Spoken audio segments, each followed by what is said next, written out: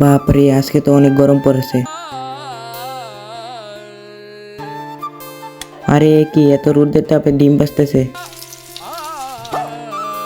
কিছুই তো মাথার ঢুকতেছে না। আরে কি এত রোদের তাপে ভুট্টা ভাজতেছে।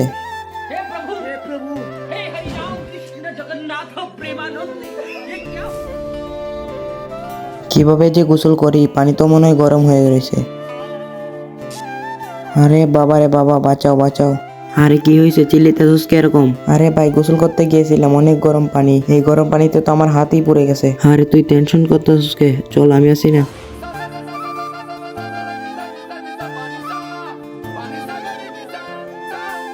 তার আগে তোমরা যদি ইন্ডিয়ান আর্মিকে ভালোবাসো লাইক করো, বাংলাদেশের আর্মিকে ভালোবাসলে লাইক সাবস্ক্রাইব দুটোই করো, আর বলে যে তুমি কোন দেশের আর্মিকে বেশি ভালোবাসো। নে হয়ে গেছে পানি ঠান্ডা, এখন গোসল করে নে।